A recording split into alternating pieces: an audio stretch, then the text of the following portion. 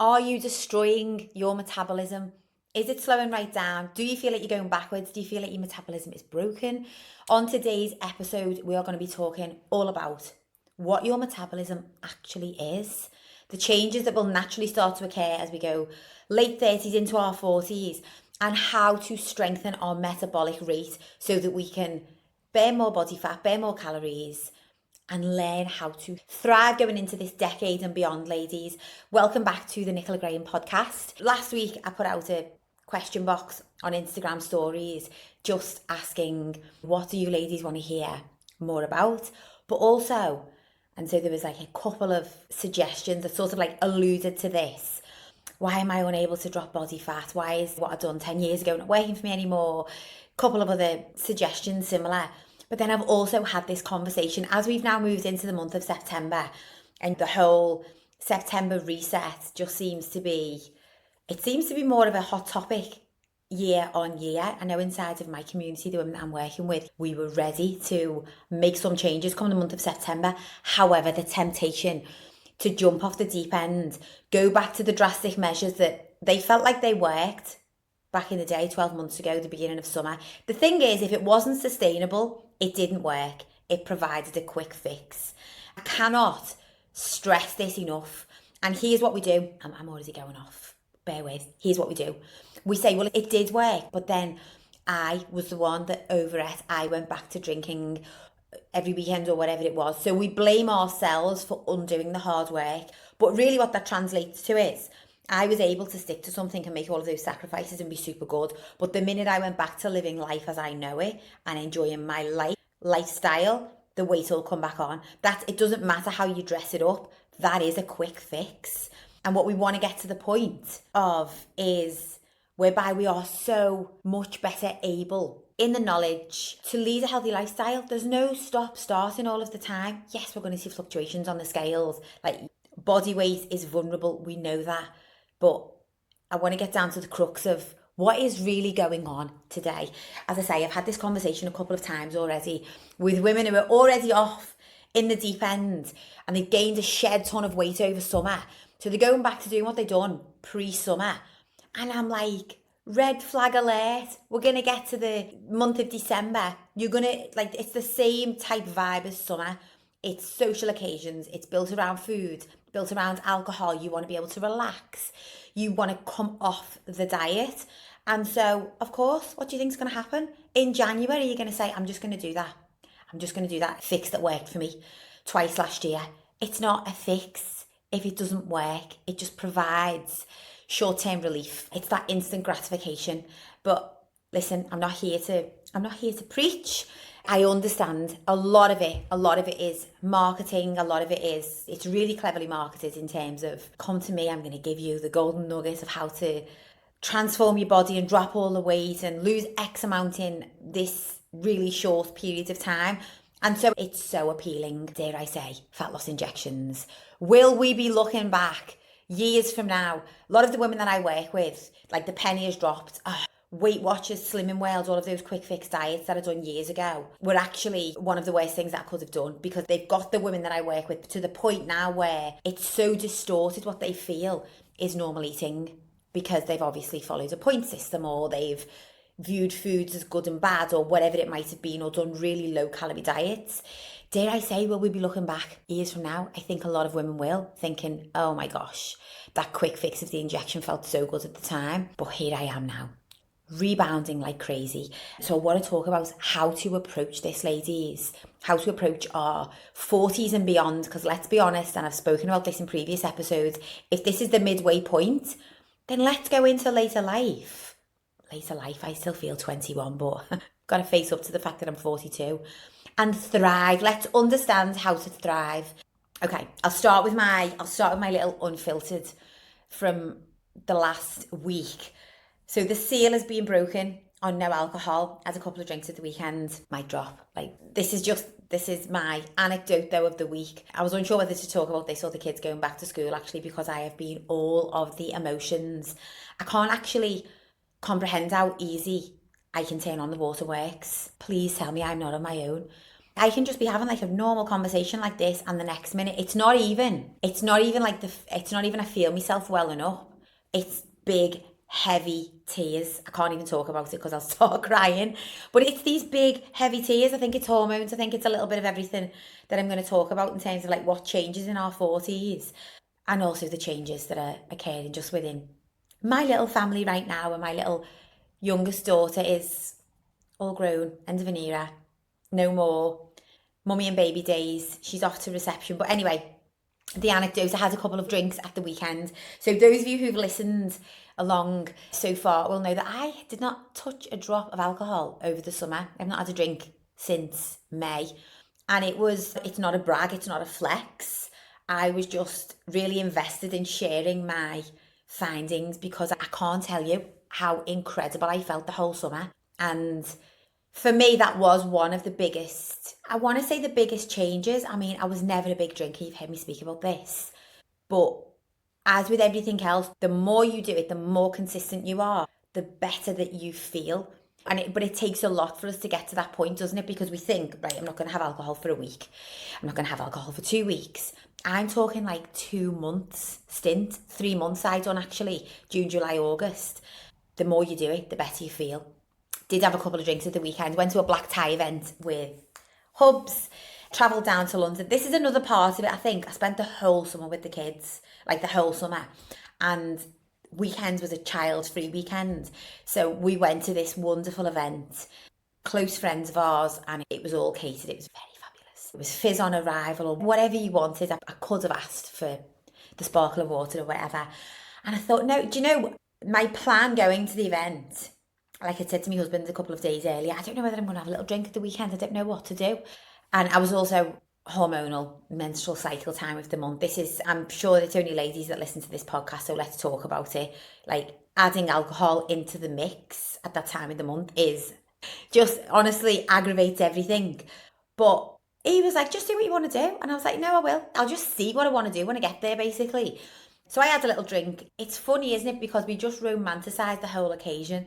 And it was like all dressed up, black tie. It was a beautiful evening. Setting was beautiful. Got a little glass of fizz. And I enjoyed it. And so I had another glass.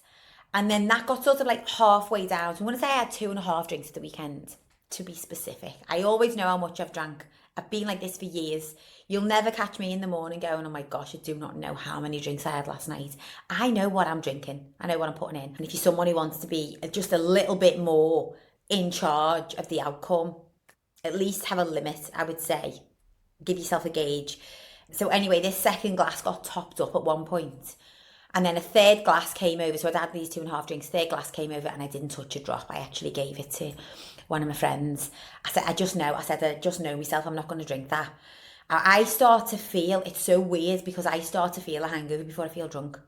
I don't know why that is. Maybe it's because the longer that you go without drinking, this is just a byproduct. I don't know. I can only speak for myself. But you know the way you start to feel a little bit tipsy? That was me after 1. 2.5. I was like, ooh, I'm starting to get that feeling where it's a bit sickly. I can't describe it. I'm very rarely actually sick after alcohol because I didn't probably drink enough of it. Anyway, the anecdote. Felt okay Sunday. Okay. Tired. We didn't go to bed till 2 a.m. So it was a combination of like long day, lots of travelling, late night, bit of alcohol thrown into the mix. And I'm not going to say, oh, it was the reminder why I never drink, because this is what we do, isn't it? We have the drinks, we have a great night, and then it's like, but now I know I never drink alcohol. But I've got to say, I am happily back to no alcohol now, I think, for the long foreseeable. It just works for me. It just works a treat. And the more that you do it, anyone thinking of doing it, the more that you do it, the more comfortable everybody else around you just gets. Do you know what I mean? Like, that's one of our biggest things, isn't it? The peer pressure. But the more comfortable everybody else gets, it's our own mental battlefield. But yeah, really enjoyed Saturday. I have felt the impact this week. Goes to the gym yesterday and I felt a bit like the Tin Man. And I was like, the only thing that has been different really, other than coming off the back of menstrual cycle, which always does have that impact on me, is the alcohol that was part of the mix of the weekend. That's the only thing I've done differently. And I'm going to talk about this because I am in my 40s. I know a lot of you listening are late 30s, in your 40s, maybe beyond that. And recovery also starts to take a bit of a hit when we get into this stage of life. Okay, first of all, I want to talk about what is your metabolic rate. Some of you just will have said this previously, like, oh, I've got a slow metabolism, I've got a fast metabolism. You might hear things about it on social media. So as I always like to, I want to give you the full context. I've just had to look down and check that I'm recording. Ladies, I recorded a full episode last week and I think I'd done about 50 minutes and I hadn't pressed record. Soul destroying. Also, it was my only allocated hour to record. Anyway, I went back and got it done. So I want to give you the context, what it is, why you might be feeling like yours is slow, what factors are affecting it, and how to strengthen our metabolic rate. So really simply put, layman's terms, our BMR, our basal metabolic rate, is the rate at which our body burns body fat. Okay, so yes, some people will burn fat at a quicker rate, a faster rate than others. So this coins the term like, oh, I've just got a slow metabolism. First of all, let's talk about the things that encourage your body to burn calories. Okay, so first of all, as we know, I'm just referring down to my notes because I'm making sure that I'm not missing anything here. We've got our general, and this is like the basal stuff, the baseline stuff. So we all have a different baseline, we all have a different set point when it comes to the rate at which we burn body fat, as we know.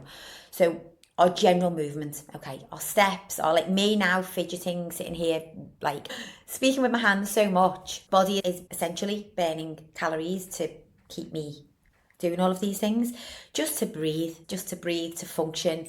If you are someone who has a quite mentally intensive job, your brain actually has to burn calories to, like, I say this to my kids when they come out of school and they're absolutely starving. Or if you remember when we were younger and you'd do an exam or something and you'd be starving afterwards because your brain uses fuel to function. We've then also got calories that are burned just from digestion, so like the thermogenic effect of food.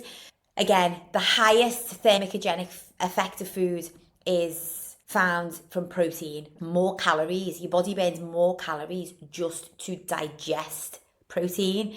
Another little win, just to prioritising protein in your diet, is that you have to actually burn calories in order to be able to digest it and utilise it. But that's another way in which your body will burn. And then obviously we've got our exercise, like depending on whether you're in a routine with that or not, and our cardio and, like, as I said, our general movement. So there's lots of like different nuanced ways: breathing, mental, general movement, just fidgeting, thermogenic effect of digesting our food, and then we've got our exercise. So there's all of these different ways in which our bodies burn calories day in and day out, which sounds great. It sounds like, oh, I should be burning a lot of calories then, if you are someone who considers yourself who does not stop. The flip side of that, which I'm not going to get into today, is the mass amount of additives and crap and junk that is now in food as a whole. And so we're just consuming way more calories than we were before. We're consuming way more calories. And it plays into, I'm already going off on a tangent, but this is so relevant. It plays into what I'm going to talk about a little here, which is maybe we sleep less, we stress more.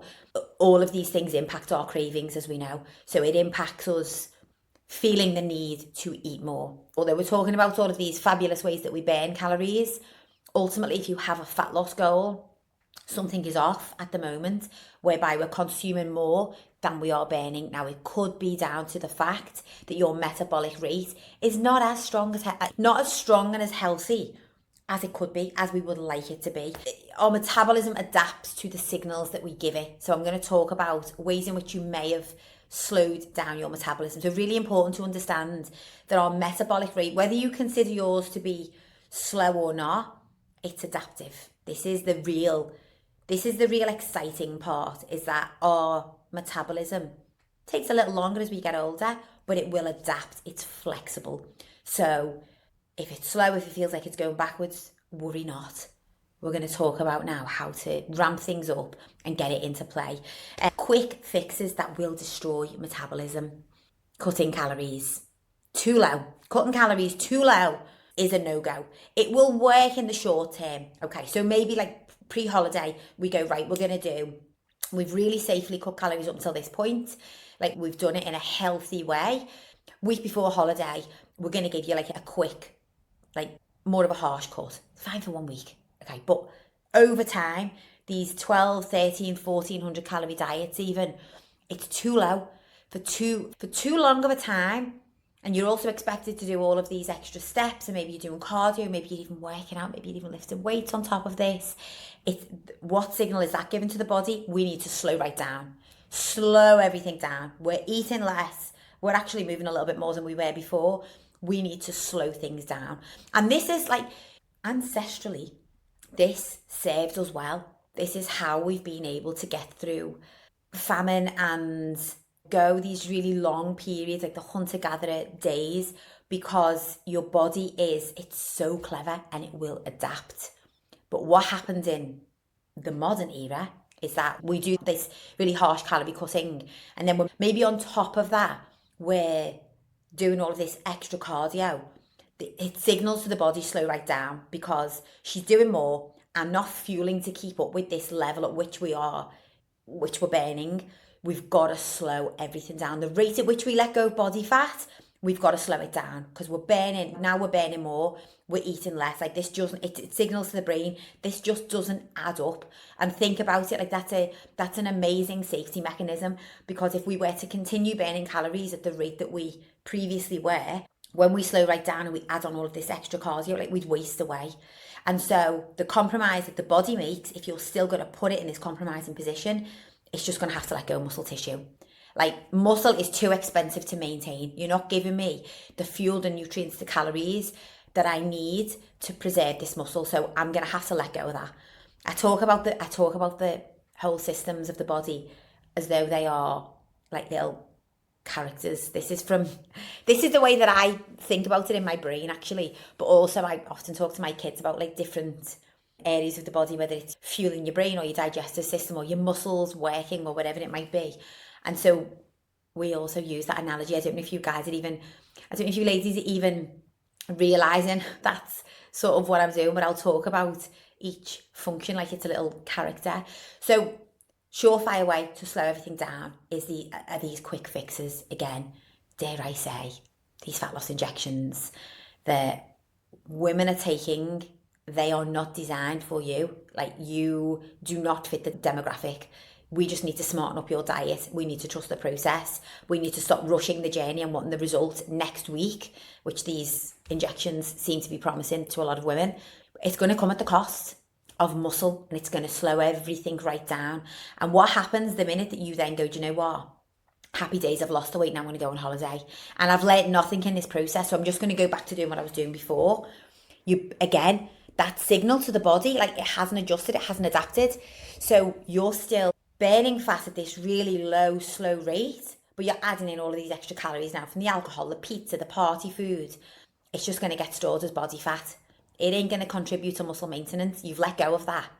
So what then happens is you end up, and I hope this is all making sense, you end up back at the weight that you started, but with more body fat. Because in the weight that you lost, a lot of that was muscle. So now you're back at the weight that you started at, but there's more body fat and less muscle because you compromise that in the dieting phase, the quick fix. And it's really bad because, I feel for women, because there's so many things that are just creating noise, whether it is like the comparisons to other women, whether it is like what we feel is socially accepted. Like, we want to show up in a certain way. We want to present ourselves as a certain size. And then you've also got this really clever marketing. I spoke on the last podcast about Serena Williams, and like, you know what, God, if there was ever a more iconic, strong, fierce female to look to, who is now promoting, I feel like what she's saying is, everything that I've ever done, everything that I've ever achieved, it was amazing, but it could have been better because I could have been skinny. Guess what? I could have done all of those things and I could have been smaller.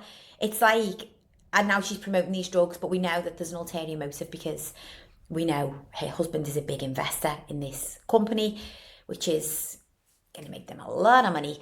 And so it's really misleading, and there's so much misleading information, whether it's those bigger examples or whether it's just going to the supermarket and like the foods that we pick up are being advertised as whole food or high protein, and like we get down to the nitty gritty and it's really not what it's saying on the packaging.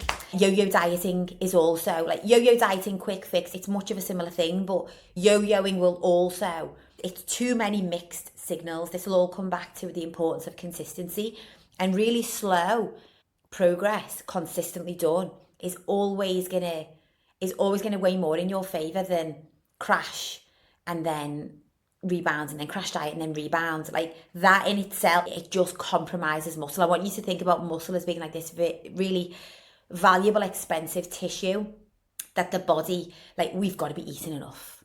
We've got to be training smart, lifting weight. We've got to be prioritizing protein to preserve muscle. Okay, but muscle mass, ultimately, ladies, when you're reaching out to a coach and you're saying, I want to lose weight and I want to get toned. Okay, so that translates to a good coach. That translates to, I want to drop body fat, not lose weight. Weight on the scales is just delusional. Like we're taking ourselves back to when Weight Watchers, when we used to go and stand on the scale and everyone would clap for us, or our pre-wedding weight or whatever it was that was 15 years ago, and actually so much has changed since then, and we've carried children since then, and like weight is just a number to represent overall bone, muscle, fat, water, organs.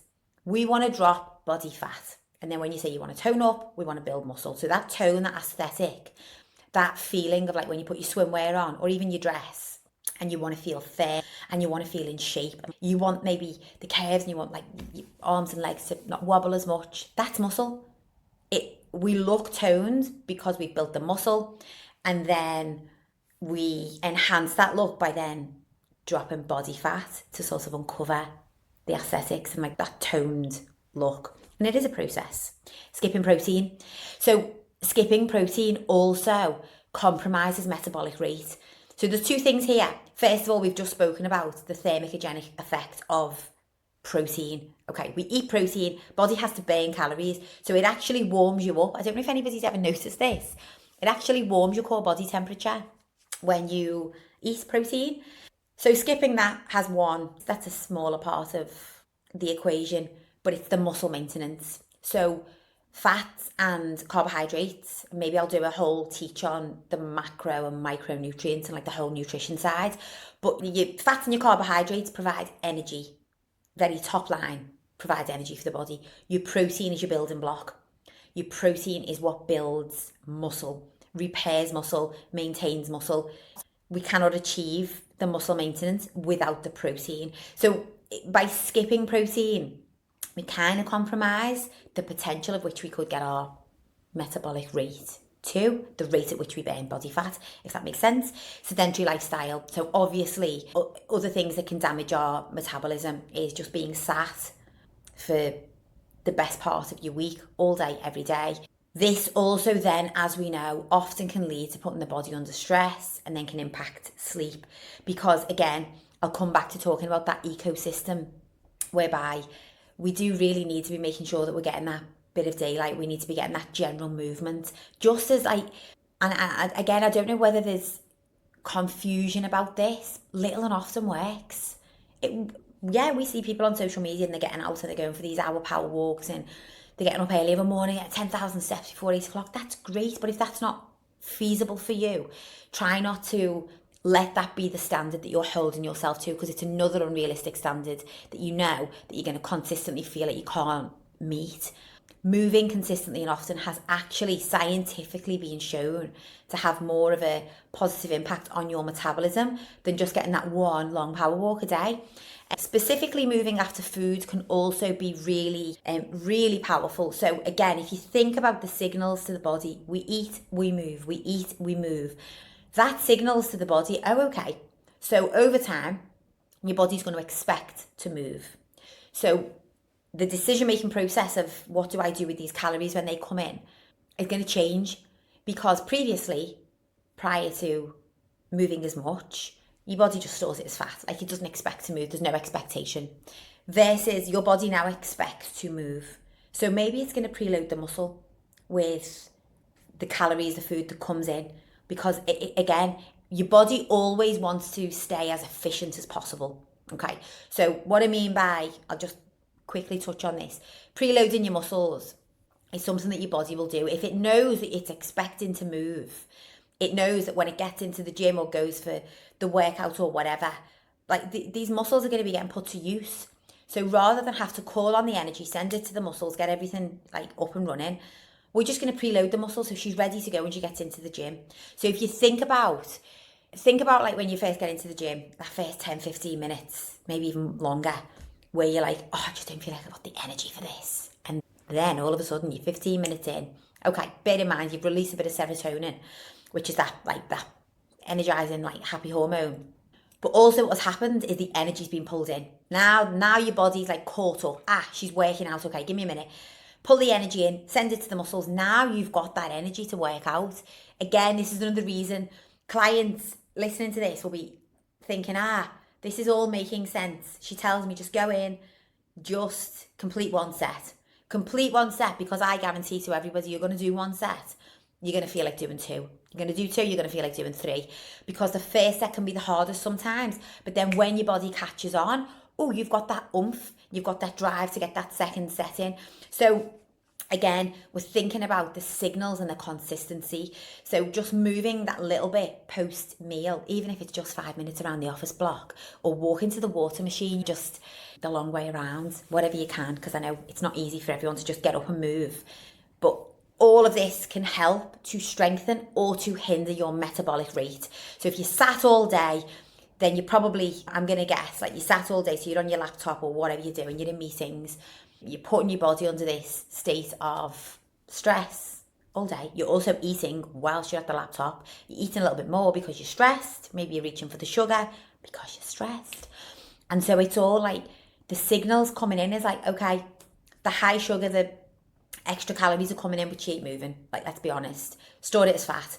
And then we know fat distribution. Well, you will know if you've listened to previous episodes. A lot of information today, ladies. I apologise if, again, you're trying to listen on 1.5 speed and I am talking 10 to the dozen.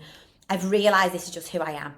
And so when I'm talking about something that I'm passionate about, and I really want you to understand what's going on here, because there's nothing more empowering than realising what can actually move the needle for you, rather than just having to be rooting through social media for a needle in a haystack or whatever it is that you look for your information. So we want to change this whole signalling process, because again, you're reaching for the chocolate at 3 o'clock, which is a hyper palatable food. So we know that these foods are designed to have us crave more, so then we're craving something else an hour later, and all the while we're not moving. So we're giving the body full permission to store body fat. And as we know, in our 40s, our distribution of body fat starts to change. So maybe in our 20s, 30s, we stored it on our legs. We hit our 40s and it just goes around the middle. It just begins to sit in areas that it wasn't like, that wasn't where we stored body fat before. I'm sure some of you will know the term like menopause belly. It's a very real thing. Like, we just start to store weight around our middle unless we're willing to make these diet and lifestyle changes. And again, like, I've had this conversation earlier in the week with not a client but with a friend, and she's describing to me what she's doing to lose the weight that she gained in the summer, which was a considerable amount of weight that she dropped pre-summer, doing a diet plan that I won't name, but honestly, it's encouraging women to harshly cut calories, buy their products to stay healthy, meet your protein. It's costing an arm and a leg. It's not sustainable. It's just not sustainable. And so I was explaining to her, every time you do that, and you also couple this with, okay, I'm on it. I am on a mission. I'm going to the gym 3 times a week. I'm going to increase my steps. I'm going to cut all the crap of a weekend, and I'm committing to this diet because it's worked for me before. It'll always work the first time, by the way. Shock to the system will always work the first time, but then your body adapts. Body's so clever. And so we were having this conversation, and I was saying to her, like, but you're just slowing everything down. So the weight that you gained over summer, which you're now trying to get rid of, you're going to regain again at Christmas, probably a little bit more. And every time you regain a little bit more body fat, because in the period of cutting these harsh calories, there will come a point where you've just got to let go of muscle. There will come a point where your body has to slow down the rate at which it's dropping body fat. And so it has to let go of muscle. So every time you do this, you're putting yourself in a weaker and weaker position. And what does that do for our mentality, ladies? It has us feeling like failures. It has us questioning everything. And that's why so many women are reaching for weight loss injections, because they feel like they've come to a point now where nothing is going to work. And I've tried everything. And again, we tell ourselves this story on loop. You haven't tried everything. You haven't tried the steady, healthy, accountable approach. You haven't tried that, because it feels, first of all, it feels just unfathomable that could work. Second of all, we want the results now. We're willing to eat and drink for months and like years on end in this way that doesn't serve us. But then when it comes to dropping it, we want the result now. Like mindset is so important. And it's about staying in your own lane, because the minute that we compare to others, we are going to question whether what we're doing is quick enough or it's the right way to go about things. If you stay in your own lane, you will be able to count the small wins along the way. You will be able to recognize the positive changes that are starting to kick in. I'm sleeping better, not waking at 3 a.m. I'm waking with more energy. My temperament with my kids is so much more steady. I'm not like crazy mum of a morning now trying to get out the door because I'm waking up on high cortisol and I'm stressed from the get-go. I feel just more at ease of a weekend. I don't feel the pressure to have to binge like all of these penny drop moments that don't necessarily show up on the scale instantly, but they massively impact on how you feel. But we've got to be willing to just dial in on our own journey. And I honestly don't think that this is even something that we can dial in on until we are like 30s and 40s, where we actually sit back and go, do you know what? I'm at that stage of life now where I'm starting to realise how quickly time is passing, how precious my health is. And then we have that willingness, don't we, to do things a bit differently. But if you think you've tried everything and you've not tried a healthy, sustainable approach that might require you to cut out the takeaways, it might require you to reduce the alcohol, it might require you to stop going to spin class and pay more attention to lifting weights. Don't worry about how many calories you're burning. I want to know how much weight you are lifting. Like, if you've not tried that approach, you haven't tried everything. You've just tried the quick, marketable approaches that keep popping up. And no, they're not going to work. They're not going to stand the test of time. Okay. So what are the changes that happen in our 40s? If you've listened to previous episodes, you will hear me speak about some of this. If you've not, go back and listen to, there's an episode around hormonal changes that occur in our 40s, and I'll speak more on this. And there's a really good episode around stress management. Again, I'll speak more about all of this, like the ecosystem. It all plays into each other. But natural muscle loss, as we know, starts to occur in our 40s, boo-hoo. And it's 1%. It's 1% a year. Okay, so if we do nothing or we just like maintain, we will naturally start to see a decrease and a decline in muscle mass as we get older. Now, your muscle isn't just for your tone. It's not just for your aesthetics, although a lot of the time that's why we feel that we are building it, because we want to look a certain way. But our muscle, just to quickly touch on this, so first of all, your muscle acts like a sponge for the glucose, the sugar, the extra calories, okay? So the more muscle that you've got on the body, the more calories you are able to take in. Like, we actually need more calories to be able to preserve and maintain muscle. We know that. Not all calories from protein is really important, but also, again, you'll know if you're one of my clients, carbohydrates post-workout. Like, we need the calories to recover. So your muscle is metabolically active. So if you think about, if everything starts to decline as we get older, and this is why I'll speak to women in their 50s, for example, 60s, and we do need less calories, as it becomes, in our younger years, it's okay, how much do you weigh? Here's your calories, off you go. The older that we get, it's okay, how much do you weigh? How old are you? What is your lifestyle like? How much are you moving? Okay, these are your calories, because we need to consider age and all of those other factors as we get a little bit older, because we just naturally start to slow down. So again, we're trying to combat that and work against that. Hormonal shifts, like we know, we go through these hormonal shifts. We start to go through perimenopause, anywhere from sort of like the age of 35. Some small percentage of women, it will be younger than that. Again, anywhere between sort of like 35 and 43, which I know seems like a big gap, but within that span of years, we will start to see hormonal shifts, and then we hit that sort of like 43 bracket onwards. We're in perimenopause. It just depends. We all experience different symptoms and to like different varying degrees, but we know that it impacts fat distribution. It impacts this wonderful cortisol production. So that slightly increases in our 40s anyway.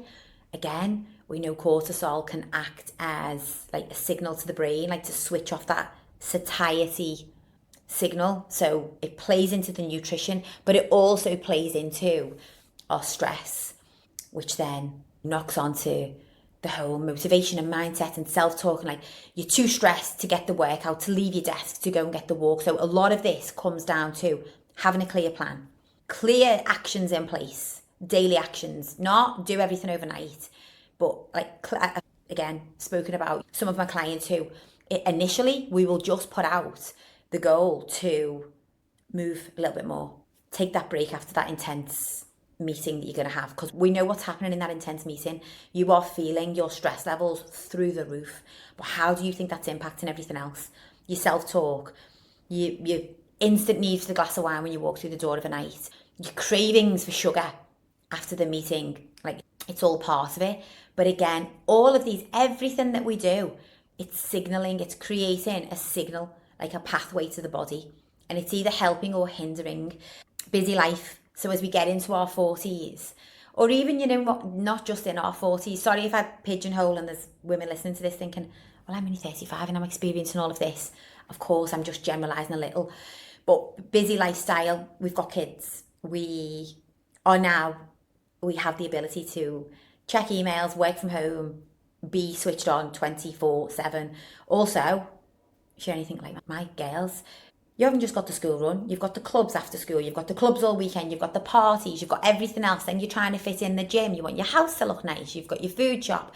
There's just a lot going on. But again, that can impact our stress levels and our time for ourselves. And we consider our gym and stuff like that. A lot of us, not me actually, gym is just, that's a part of our family routine. Actually, we've built it in. So it's part of what mummy does. Sometimes I will compromise it, of course. We know as mums, kids always come first. But what do I need to do in order for all of this to work? And like, my me time it's structured in. Hubby will happily take the reins for me to get my workout in, of course. But for a lot of you who might just be starting out or who aren't in the routine of working out, that's an indulgence. That's self-time. That's self-care, that time for yourself. That's an indulgence right now. So it's not something that's like a non-negotiable just yet. So again, when life is busy, schedule's busy, days are like, bandwidth is stretched, your time for yourself is going to be compromised. But again, the more sedentary we are, the more that we're craving all of this junk, the more stressed that we are, the impact is that it's slowing down our metabolism. I think it's like the realization as well that like things that we've done in our 20s and 30s just don't work anymore. And we go back to them because they did work at one point. Remember that crash diet that we done before our wedding or whatever it was? It worked. So I'm going to try it again. But every time we go back to trying something that we know was a fad, it signals to the body, slow down. And then when we want to speed back up, when we want to indulge, when we want to socialise, again, it just puts us between a rock and a hard place. And the payoff to the trade-off is that our mental health suffers. We just feel, because it's pretty miserable, isn't it, when you feel as though, okay, the other thing is like, you will do the low calories, but then you'll hit a plateau and you've still got 15 pounds that you want to lose. But you've hit a point now where it's like, like everything's stalling. I'm already doing spin twice a week. I'm doing 10,000 steps a day, and I'm maybe your weight training twice a week, okay? But I'm eating 1,400 calories, but I'm not losing any weight. And it's like, okay, so where do we go from here? Because the option really to eat even less is bloody miserable. Like, let's be honest. Not only is it really challenging, but it's miserable. We don't want to be watching our kids and our partners have like movie night snacks at the weekend, and we can't, like, we really can't even like touch anything with a lettuce leaf. I'll always give you healthy alternatives to the movie snacks, by the way. I'm a woman who was I'm going to promote the good stuff putting in our body, but ultimately we don't want to feel miserable. We want to be able to go for the burger when the time calls for it, or enjoy the couple of glasses of fizz or whatever, and it just doesn't result in this whole knock-on effect. So continuing to go back to things that we done in our early years that no longer work, please stop doing that, because it's just, we're putting ourselves in a position where we're just compromising our mental state, I feel, further and further. The key takeaway at this point, I am going to talk now about how we're going to strengthen our metabolism, ladies, but the key takeaway at this point is your body isn't broken. If you're listening to this and you're thinking, okay, penny drop, like everything you're saying, Nick, this is me. I am doing the crash diets before and after summer. I'm losing all of the weight. I'm also not able to sustain whatever it is that I've spoken about. If it's penny drop, know that your body's not broken. Of course it's not. Your metabolism it's adaptive. Same as everything else. As we age, it's less adaptive than it was. So it won't respond as quickly. Again, we think of the things that we've done in earlier years and like you would see this quick turnaround. You're not broken. We are able to get out the other side of this and to strengthen. Sometimes, I'm going to be raw and honest here, sometimes it is going to take sacrifice in these like interim weeks and months. Of course it is. It's going to it's going to feel like sacrifice, okay? Because it's taking you away from your current comfortable lifestyle. And even though you're not happy in that comfort zone, you want more for yourself. You don't want to feel like you can't wear the clothes that you want, or you can't walk into like the meeting or present yourself in front of staff or even other mums at the school gate in a way that you would want to because you don't feel confident. The comfort zone is the glass of wine when you get home. That's comfortable because that's, in your mind, that's what you enjoy and what you look forward to. We are going to have to make sacrifices. Like if you want it, know it's going to come at a cost. But what I will say is the sacrifice soon quickly turns around into, oh, this is what I've been waiting for. I've been waiting for this moment where I just feel bloody fantastic. Like that those old ways of like eating, drinking, compromising my time, that's not even appealing to me anymore. I'm going to be so choosy about doing that now because the realization that was what was keeping you stuck. It feels like a sacrifice short term. Longer term, the payoff is huge because you're going to break through. You're going to break through to this way of feeling, of being, of like thinking. Like it will impact your mental state. Of course it will, because we're eating in a way where we are fueling our body and we're taking care of ourselves and we're building our strength and our energy levels are up and our body fat is dropping. And so it's the payoff on the other side. You don't get that with the quick fix. With the healthy, sustainable approach, like you're going to get it all. You are going to be thriving. This is where I'm getting carried away. Stick to the program, Nick. How to strengthen our metabolism. So again, if you feel like you've gone backwards, it's slowed down. Not even just in our 40s, but, maybe 35 and beyond, ways in which we can strengthen our metabolism. So number one, strength train. Do I need to highlight why this is so important? When we are lifting weights, we're giving our body an opportunity to build muscle, essentially. You want to make sure that you're getting protein after this feeds into the recovery and the nutrition side, but lifting weights. I know the cardio burns more calories on your watch. I know it does, but it doesn't require much muscle to get through a cardio workout. So again, it's just adding to the amount of calories that you're spending versus the amount that you're bringing in. It's going to slow everything down. Does that make sense? You go out, you get the cardio, you're like, brilliant. I've done 500 calories there. I only do 160 when I weight train. And I need to burn calories because I need to lose weight. That you are going to lose weight. Reframe. You don't want to lose weight, you want to burn body fat, okay? We need muscle on the body to burn body fat. So you're going to strength train, okay? Lift the weights. I would say lift the weights, how to gauge, this will be a whole other episode, but how to gauge the right weights for you. Let's say you're doing anything between 8 and 10 reps, okay? If you get to rep 7, 8 and it's really challenging and you've got to pull some ugly faces to get those last 2 reps out with good form, obviously, then that's where you're at. If you feel like you get to rep 10, you could probably do 12, maybe 15 reps. Next set, you're going to lift up a heavier weight because we want to give the body something that it has to adapt to. So if you're lifting a weight that feels comfortable, Your body doesn't really have to adapt to that. If you're lifting a weight that's a little more challenging than it was before, all of a sudden your body is having to call on more energy stores, more muscle fibers. I'll give you like the little analogy that I use when I think of all the little characters in the body. So you've got your muscle, okay, and it's like hundreds of little workmen, okay, and you're lifting up the 3 kg dumbbell, okay. So maybe like a small collection of the workmen need to get on board to help you lift the weight, okay. None of the other guys are needed because you're only lifting a 3 kg weight, you can manage that. Then you are going to lift a 5 kg. Oh, a couple more guys are needed on board here. I know that this is a real childlike analogy, but it just works. Couple more of the workmen are needed to lift it slightly heavier. We've got to adapt here. Then before you know it, you're lifting a 8 kg weight. Okay, so now, whoa, like guys, all hands on deck. Like we are using more muscle fibers. We are recruiting more muscle fibers to help shift that weight. Okay, so more little hands on deck. What do you think then happens after that? So first of all, we're using more muscle. So it's an opportunity to rebuild stronger, leaner, all of the things. But the recovery process, you've got more little muscle fibers. I should just call them muscle fibers, not workmen, but anyway. There's more now of your muscle has to recover. And in that recovery process, you're still burning calories. So we talk about the post-workout inside of my community. It's not, don't worry about the calories you're burning during strength training because you're burning calories post-workout.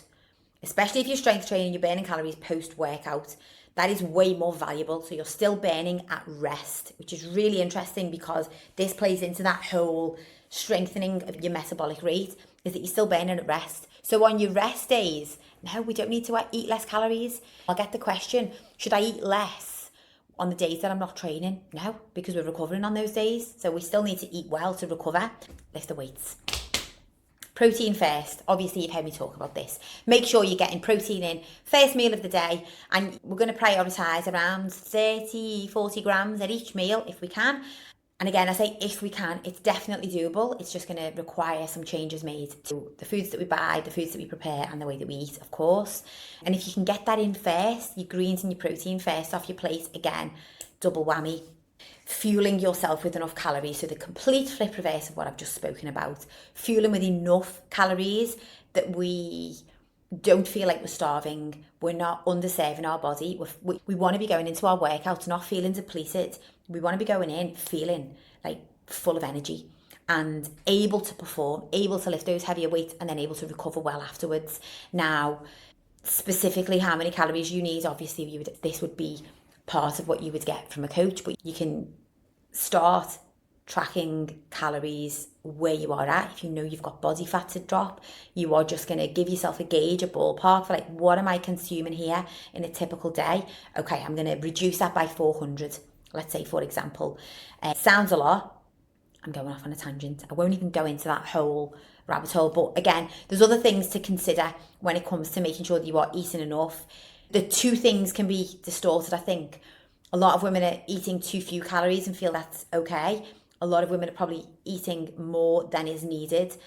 What I would say is if you've got a fat loss goal, let's just be smart about it. And if it feels as though it is unsustainable, so you're at this end of the spectrum whereby you're eating far too few calories, if it feels unsustainable, it is. If you're not going to be able to live this way longer term and you're not working with a coach who's helping support you in managing social occasions, enjoying meals out, adapting with a bit of flexibility, then it's not going to be sustainable.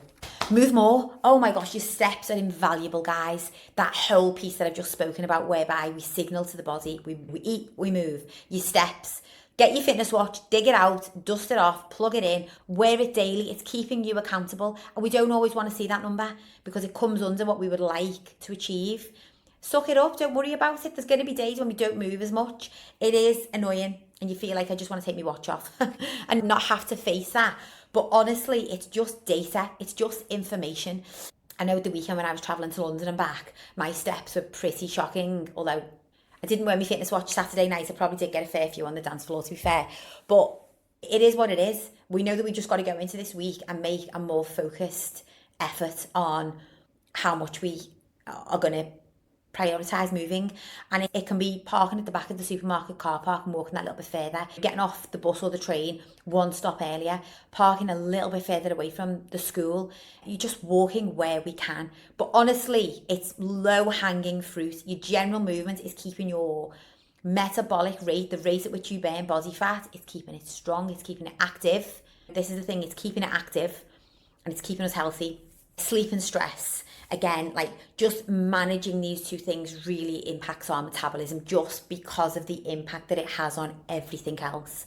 Whether it is the way that stress can impact digestion, it impacts our mental state, obviously really impacts our mood, our cravings, our performance, our recovery. So just managing sleep and stress really impacts the overall picture. And the overall picture here is working on that healthy, strong metabolism. When I talk about managing sleep, I'm talking about the things that we know really impact the overall outcome. Reducing caffeine, no caffeine after lunchtime, reducing screen time, allowing ourselves to switch off, giving ourselves permission to switch off at the end of the evening, doing the things that might feel self-indulgent, whether it's reading a few pages of a book, taking the hot bath. My gosh, it's like the things that we save. We save for the weekend, we save for the special occasion. Life is the special occasion, ladies. So work on that routine that serves you and has you at your best now. If you are short on time, work on something that's time efficient. I certainly don't have all of the time in the world at all, but I will be damned if I cannot find 10 minutes for myself to give myself the best opportunity. And I'm not going to be drinking coffee at 4 in the afternoon because guess what? I might feel like I need that little wake up, but I'm not going to compromise my sleep because I know the impact that's going to have on everything else. And we've got to be firm with ourselves on that. And no one else can do that. No one else can make the decisions for you. You've got to be firm with yourself. And if you haven't up until this point, again, don't beat yourself up. Don't use this as an opportunity to I wish I was more strong-minded. I wish my mindset was in a better position. Just decide from this point on, I'm going to hold better standards higher standards for myself now. I'm not going to be the woman who identifies as the woman who's all over because I'm taking care of everybody else. It's not working for me. It's not working for my family. I'm not getting the most out of my life here because I'm spending days just fighting against myself rather than enjoying the little moments. Life is the special occasion. So we make it work in the small ways that we can. Not every day is going to feel like the special occasion. I know that. But, it's the mentality, isn't it? It's the mentality behind it all. Okay. Action steps that I want you to take away from this episode. I think it's been a pretty long episode, ladies, which wasn't planned. I had notes that I thought, okay, I'm going to give myself 25 minutes here. Here we are. If you've listened to this to the end, thank you for listening. You may have had to listen in 2 parts. Action steps. Prioritise protein at your next meal. If you want any further information on how to increase your protein, get more protein in your diet, head to the link in my bio. Free resources in there that will give you that little bit of guidance, recipes, one thing and another to get off the mark. Don't forget the September reset document is still also active. So if you know that you are someone who wants to start paying attention to tracking habits, planning out your meals, your week a little bit better, you want to add in a bit of accountability, go and download it. Print off the trackers. If it's not September the 1st, it doesn't matter. As I've said in previous episodes, we say when we're going to start. It's September the 1st was a great time. It is the September reset. But if you're listening to this on the 1st of October, so be it. I imagine it'll still be there. If it's not, send me a DM and I'll send it to you. Go and download it. Print them off. Valuable at any time. But make protein a big priority, particularly at breakfast, if you want to start your day well and feel satiated through your morning. And the second action step is to prioritise your general movement today. Don't leave it to chance. Don't get to the end of the evening and sit on the couch and go, 6,000 steps, that wasn't the best. Look at it. Look at it at 11 a.m, look at it at 1 p.m, look at it at 3, look at it at 5. How are you getting on? Are you moving as much as you think that you are? And if I get clients will say to me, my watch doesn't seem to pick up steps. Just whatever gauge that you are using, that's the gauge that we're going to look to improve on. Even if it's just 1,000 steps more than you were doing yesterday and it's not the elusive 10,000, we're just going to look to move a little bit more. Ladies, I hope that this episode has been helpful. As always, if you have any questions or any of this really resonated with you, then please feel free always to drop me a message. Social media on Instagram is probably the best place to catch me at the moment. Although Thriving Women, the community, I've spoken about it last week. It is the place where we are going to be not just talking about this stuff. I'm going to be giving you the tools, the clarity, the roadmap to implement all of this, to truly thrive, like beyond what you thought was imaginable, because playing small is another something that we all feel it just keeps us feeling comfortable. But if you are ready to thrive, then there will be a community, a space where we can communicate. I'm excited to give you all of the information on that, but I'm not gonna give anything else. If you've got any questions on this, please let me know. But the biggest takeaway that I can give you is that if you've got to this point and you feel broken or like everything is slowed down, take it from me. Stay reassured. You're not broken. Your metabolism is adaptable. It is flexible. It will respond to the cues and the signals that you give it on a consistent basis. I look forward to hearing your feedback on this episode. Thank you for listening, and I will catch you all on the next episode of the Nicola Graham Podcast.